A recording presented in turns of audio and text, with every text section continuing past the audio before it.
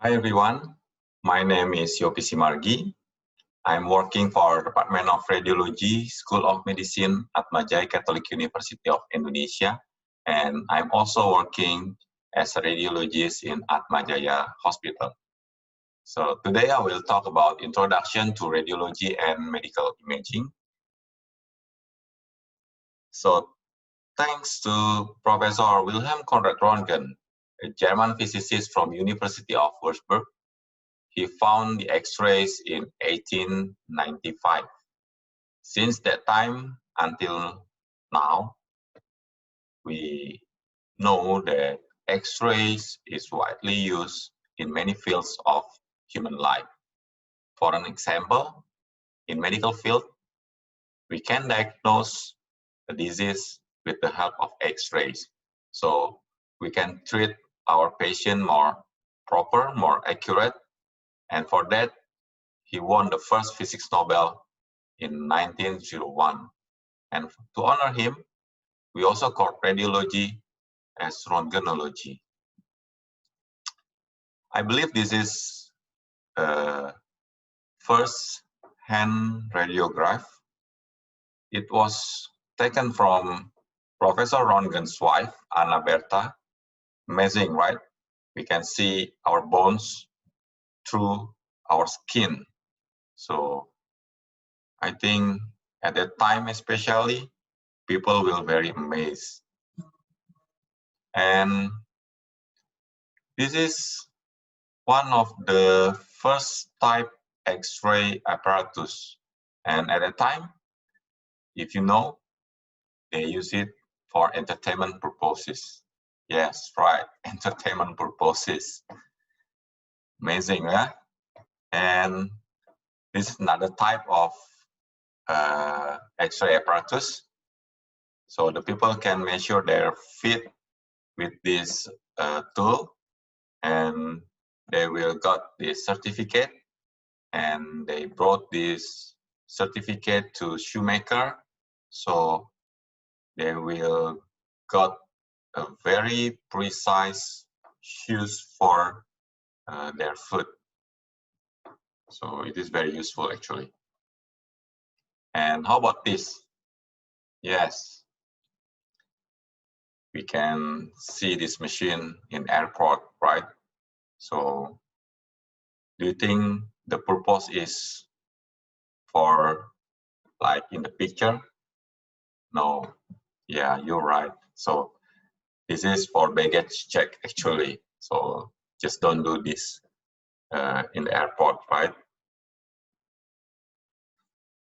The first medical X-ray taken in 1896, and the problem is at that time there is still not many medical professionals that studied this new thing. So people went to physicists and photographers for X-ray. Can you imagine that? Because there is some consequences of this. You see this picture? It's showing skin cancer actually. It happened because the photographers or physicists use their own hand for testing the X-ray machine every day.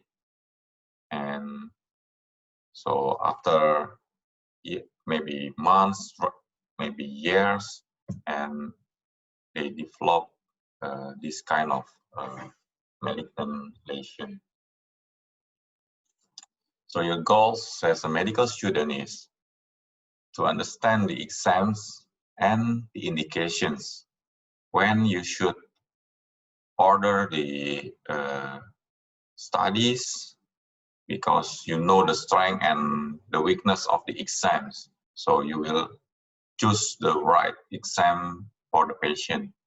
And also you learn and evaluate some emergency and routine cases, and also how to interpret the reports. So you can work up the patient's diagnosis more accurate, okay? And there is a lot of radiology examination and modality. You will learn this one by one, starting maybe in the next lecture. You will learn about plain radiograph, contrast radiograph, ultrasound, densitometry, computed tomography scan or CT scan, magnetic resonance imaging or MRI, nuclear medicine or PET scan, and the last one is molecular imaging.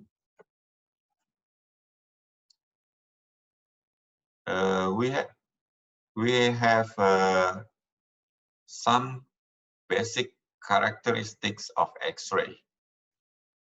As we know that X-ray is an electromagnetic radiations that travel at the speed of light and travel in straight lines. It cannot be deflected by magnetic field or electric field, and it is highly penetrating, so it can go through your body very easy, and it is invisible, but it will blacken the radiographic films, and it is fluorescent, it glow in the dark, and it produces a lot of scatter. The picture is showing the electromagnetic spectrum.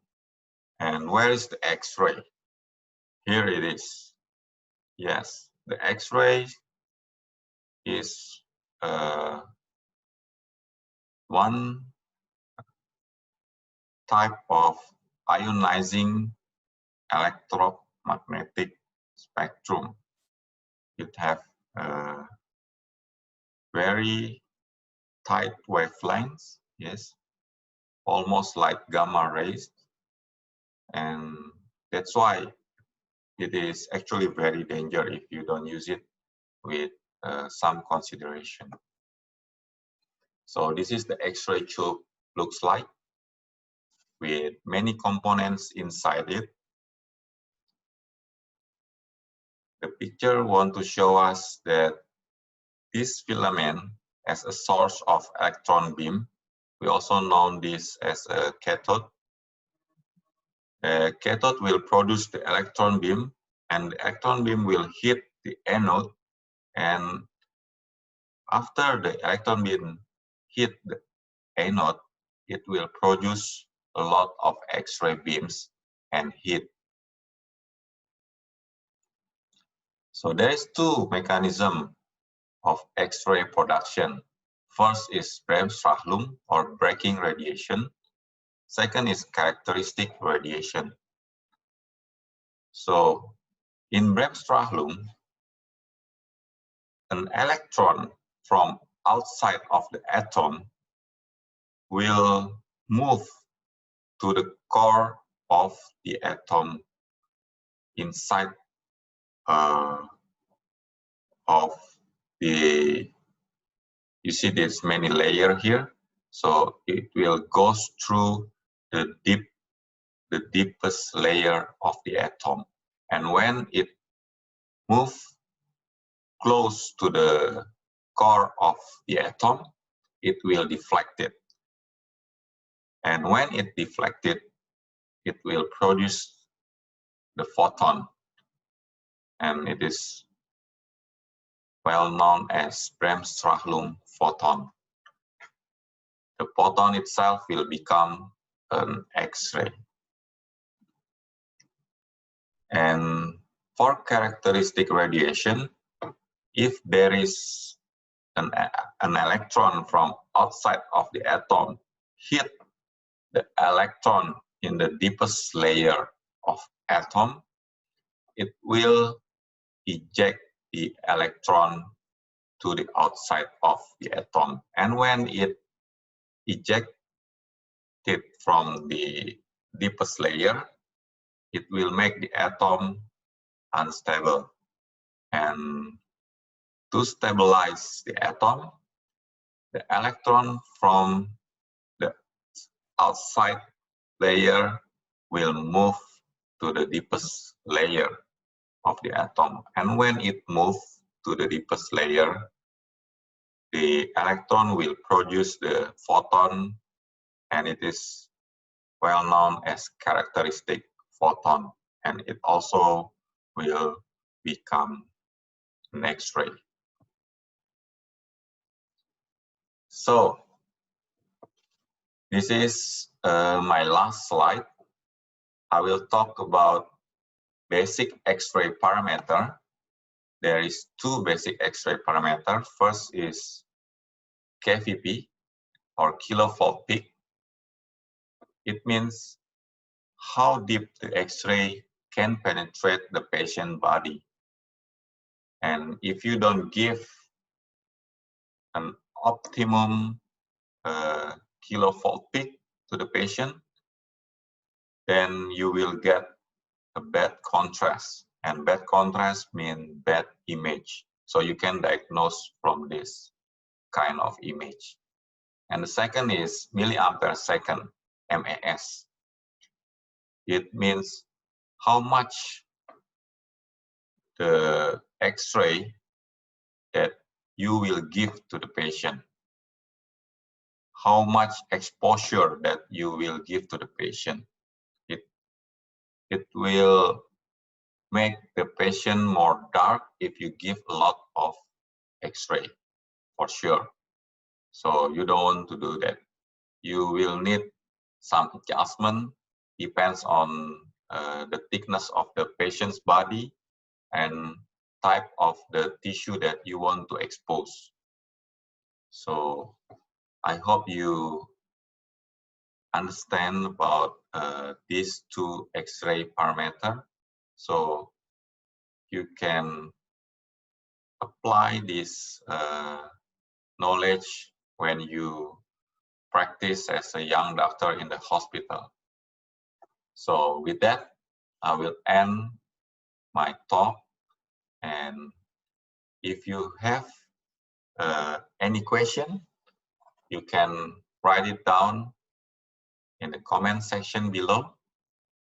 And I thank you for your attention. Have a good day.